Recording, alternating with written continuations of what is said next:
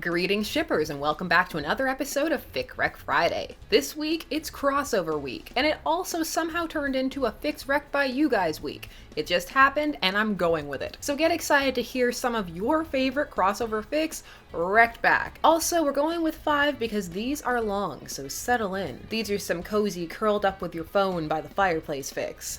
You know, in your head. Metaphorically. Because we're going to be talking about fics, that of course means we have to do our disclaimer. You can expect to see a wide array of fics here on this series. Pretty much anything. Dark fics, overplayed tropes, rival pairings, opposite concepts for the same character and headcanons. Just, if you can think it, you'll probably see it at some point. So it must be reiterated that this is not a bashing space. There's no need to seek out reader, writer, wrecker for harassment. If something doesn't sound like it will be for you, well hopefully one of the other recs will, or one of the many recs people leave down below.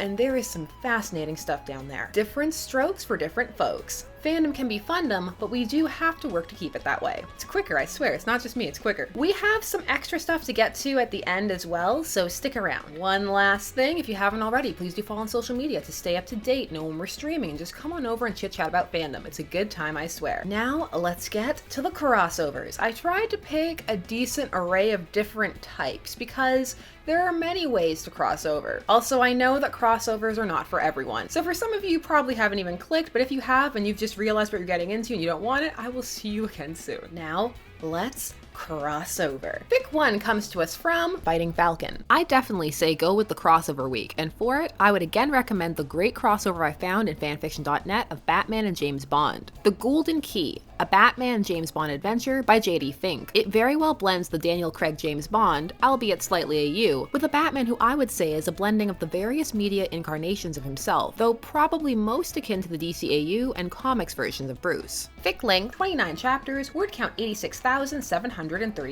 This is a must for crossover lovers who also love Daniel Craig's Bond. There are fan communities for the other Bonds. They're smaller, but they're there. But many people take to the Craigverse Bond, particularly because of when those films first start coming out. However, there are many different ways to take that, and this one is a very solid read on what is presented in the films and extrapolating upon it. It also takes some of the building blocks from those films and really builds up Bond's perspective of how he feels about the other people he knows and being in espionage. It also eases you into the crossover, sets you up and lets you think that, well, if you're willing to accept a universe with James Bond, is it really that much of a leap to incorporate Batman? And also, don't you want to see them together? The curiosity of the two of them interacting, it's too much. Like the Wrecker said, you get a very DCAU-ish Batman here. So cold, but not completely withdrawn. There's a humanity there. This fic brings the adventure and the espionage, and it sucks you right in and makes you really want to know what exactly is going on. And of course they can solve it. You've got the world's greatest detective. Sherlock Holmes can sit down, at least when Batman's involved, although they also have crossed over. Officially. There are many official crossovers that are so intriguing, and some of them are actually more far-fetched than the ones that people create in fandom. It helps that these universes can have a similar tone, which can help them blend. And in a way, they can be seen to be working in a similar-ish genre. This can make the transition easier for those who are just getting into crossovers. Of course, there will be some who will dive right in. You will note that this is on fanfiction.net because they do have the most comprehensive filing system when it comes to setting up crossovers. It's clearly differentiated between regular fics and crossover fics, and then when you go into the crossover section, there are subheadings, and it's just very easy to navigate. It is still the one area where fanfiction.net is unparalleled. Fic 2 takes us to the realm of the more humorous and crackish crossover, played sort of straight. This rec comes from Nightshade1373. I really like the idea of a crossover week and have an obscure rec for it. Bloody Love by Annie Marie 6 on fanfiction.net. 34 chapters, 48,175 words. It's a Sailor Moon and Vampire Diaries TV crossover. The pairing is Mina, Venus, and Elijah. The summary is, when Mina gets sent away by her parents to stay with her cousin Elena, the supernatural community of Mystic Falls was not what she had in mind. Except, she's friends with the bad guys. Chaos is back wreaking havoc in Japan, and her secrets are spilling out of control. Mina/Elijah. Season 3 Vampire Diaries after Season 5 Sailor Moon. It is Mina-centric and explores the toll that being a guardian takes, both the job and the double life. It takes a darker and more serious tone than the anime, showing these girls as soldiers at war, rather than superheroes fighting crime. The Vampire Diaries drama is underplayed, as Mina just doesn't have the time or energy to get caught up in what she sees as petty problems, in compared to Chaos's impending return. It's mostly the oddity of these worlds coexisting and just how well this work brings them together while maintaining distance between them that draws me to it. Not gonna lie. But this is something I keep going back to. Not one of those fics I wreck then forget about till I'm bored enough to scroll through the pile. And to me, that says something. You heard all of that right. Mina, Sailor Venus, and Elijah. Now, as the description read, this is one that really hooks you with concept because the characterization is a little off, especially in terms of Elena and Bonnie. This is done in order to introduce some conflict into the story, and it's something that the author even acknowledges that they're doing. They admit that they were having a bit of a hard time finding a way to add some conflict into Mina and Elena's relationship, and it required some tweaking. Mileage will vary on how much readers enjoy this. However, the concept of this universe is well crafted. If you're willing to accept all the happenstances in Sailor Moon's world, then why not alter the Vampire Diaries world? Also, this fic has a very solid characterization of Elijah, and also Klaus. So if you enjoy those two characters, they're 100% on point, and it's part of what makes the story so compelling, because now you're seeing Sailor Venus fall for Elijah, and it's a ride. The cross-fandom romance is a popular trope when it comes to crossover fiction. Characters that just seem that they would belong together, and so you find some that fit together very well, such as crossovers between the Buffyverse and the Supernatural verse, the Doctor Who verse and anyone. Universes that are already kind of combined, such as comic book versions and movie versions, or DC and Marvel, which are not combined but share the same concept. However, then you have fics like this one, where they just seem like they're from two completely different worlds and genres, and that can be off-putting for some people, pairing an anime character with a character from a Western teen drama. However, for some, that's what they like about it. They enjoy just seeing what kind of combinations you can come up with and how the authors can make them work or not work. So if all of this sounds intriguing to you, check it out. 3 is gonna take us to a fandom that has been requested for a long time, and we will talk about it, I swear, and that's Rise of the Brave Tangle Dragons, a mega crossover that has combined and become a fandom juggernaut. It is everywhere. This is one of the more accepted crossovers out there. In fact, for some entering it, it is more odd to not see them crossed over. So we of course have our rec. This rec comes from Voice of a Gamer 8. Here is a Last Guardians and How to Train Your Dragon crossover in a Hogwarts AU where Hiccup is the first wizard to tame and befriend a dragon. It's called There's Always More. Word reaches Hogwarts and Jack finds out. Jack tries to respect Hiccup's privacy on the matter and give him space, but they get closer and closer. Soon a friendship turns into a beautiful romance. Love this fic so much. Had me on a Hiccup/Jack train for a good 2 weeks. There's Always More by Alice_vs_Wonderland. 26 chapters, word count 598,386. When they say slow burn, they mean slow.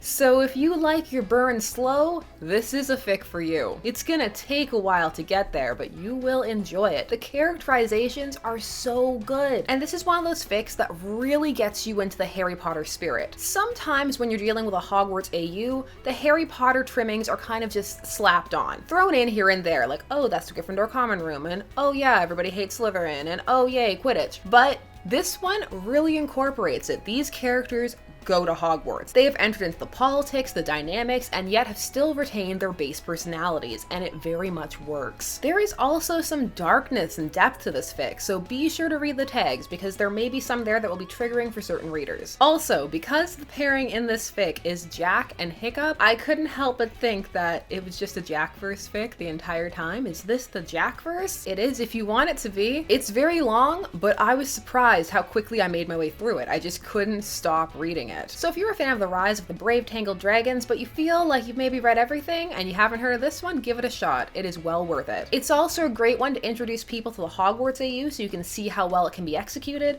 and also just come in, see the crossover. Here we have a bit of a double crossover, so that can be interesting for people who may have been doing a softer crossover at first to go up one more level, or down, depending on how you want to think about it. 4 comes to us from Asmeria, and I remember because they left a comment about how much they love Evil Hans and how they feel that it's a great exploration of love bombing and other narcissistic personality traits, which is a read that is also entirely valid. There are many who love Dark Hans. I myself have many a good Dark Hans fic, and you will see them at some point. As I said, different concepts will be wrecked here. There are some fantastic Dark Hans and Dark Elsa fics out there, just letting you know. Asmeria was brave enough to wreck their own fic, which is something that I always admire and draws me to it like a moth to a flame. Ooh, crossover week. I'm not usually one to self-promote, but if people are looking for crossovers and gayness and age gap ships, I made a fic called The Woman in Red, with the main ship being Gothel and Elsa on AO3. I put a full year of writing into it to give them a proper story. No hate, please. Don't like, don't read. This is The Woman in Red by Asmeria. 35 chapters, word count 60,649. This would fall into the realm of the softer crossover. This one might be a bit easier for some to get into because this is a more widely accepted crossover, and there are those hints that two of the films already take place in the same universe anyway. So because of that, the worlds blend more seamlessly, and you get more of a picture that everything could take place within the same area. So for some, that makes it more appealing. This fic has multiple relationship tags, and you may note that they overlap. However, that's all part of the story. It is very, very fascinating. This fic deals with the idea that Mother Gothel is not done with Rapunzel. She is out to ruin her life, and what better way than to try and take away her true love. So she starts trying to manipulate things using some magic to make Flynn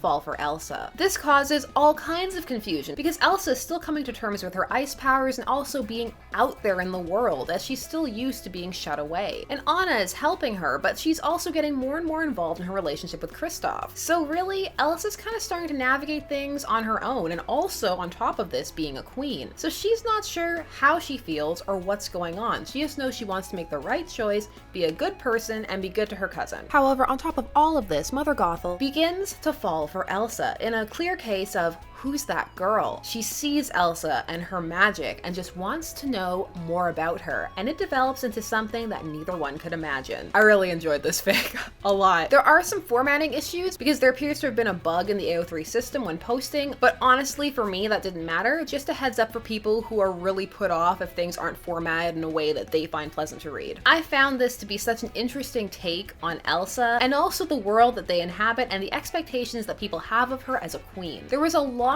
going on in this fic and I really appreciated it. I also appreciated how it handled its themes of infidelity and confusion. I thought it was very tasteful. So if all of that sounds interesting to you, you know what to do. Check it out. Lastly, we're going dark. Time to go for a dark fic. I'm excited. It's been a while since we've gone dark. And even when we did our dark Fics Recced vid, some of you felt that it wasn't dark at all, that there was so much more darkness. Well, this one, I think you'll be satisfied with some of the dark. So of course, be mindful before we even start reading the rec, be mindful there are a ton of archive warnings on this one, including rape/non-con. So just heads up, read the tags. Tags are your friend, sometimes also containing spoilers, but for the most part, they're your friend. This rec comes from Pyrocumulus25. I've got a rec from the DC Comics fandom, and funnily enough, it's of a crossover between the Arkhamverse and the main DC verse. It's called The Highest Form of Praise by Bellfire. After the end of the Arkham Knight game, Jason Todd has been completely alienated from the rest of the Bat family, but when he's transported to the main DC verse and meets his alternate self, he realizes how much better this other Jason's life is, and he decides to replace him so he can have the better life. This fic is really well written, but very dark. It goes all into the tortures that Joker inflicted on Jason, and how much he's been broken by it. The fic is long at 136,496 words, but I was hooked and read most of it in a day. I told you, this was a long week. These might take you some time. So the Jason in this fic is not okay. This is the Jason who is not sane. It's an interesting read for those who like seeing two different takes on the characterization of Jason, because sometimes fans and writers can't seem to decide what exactly to do with him or which version of him they like best. So with this fic, it's intriguing to see both playing off of each other and seeing what they both have to offer. And it's also a different take on the crossover. Now this one is one of the easiest for people to get into, and that is the crossing dimensions crossover, especially when they happen in fandoms where this is a plausible occurrence, which in the comic book fandom it 100% is. It happens fairly frequently. At times it resets their entire canons and timelines. This fic also deals with a very dark take on the Arkham Knight verse, where everybody there is just cold and awful, and it's an interesting contrast, and I really liked it. Not for everyone though, I understand. I know for some the dark things that happen in this fic and that timeline will put them off entirely, but for me it really built the atmosphere. It made the stakes feel very real, and it gave a great motivation and backstory to Jason as to why he was the way he was, and also why he would be willing to kill his counterpart, because that's the kind of fic we're dealing with. Killing your alternate universe doppelganger so you can take his life. But this fic also explores some of the more complicated aspects of that, such as the fact that that means that Jason has to take on his counterpart's relationships, some that he does not share, including having to deal with the fact that his sexuality doesn't appear to match the sexuality of his counterpart.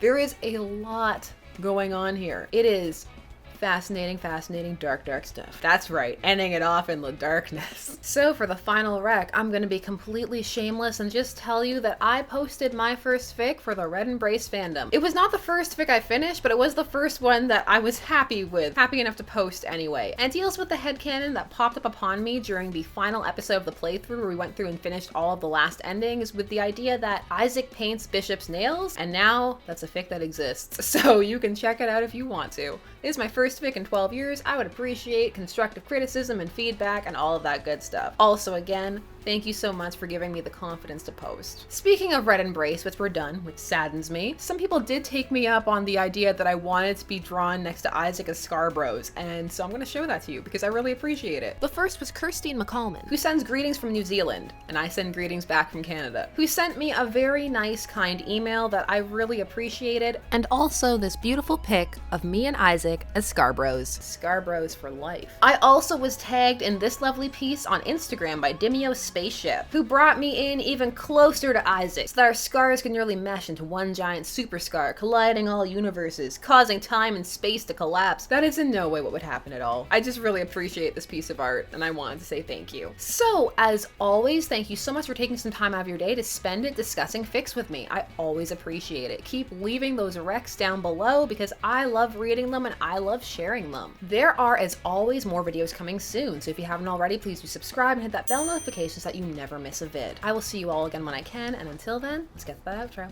Bye-bye. This has been Shipper's Guide to the Galaxy. Don't forget to like, share, comment, and subscribe. Special thanks to all of my patrons, names on the side, for helping to make these videos possible. There are, as always, more videos coming soon, so until then, stay tuned, for there are as many ships out there as there are stars in the sky.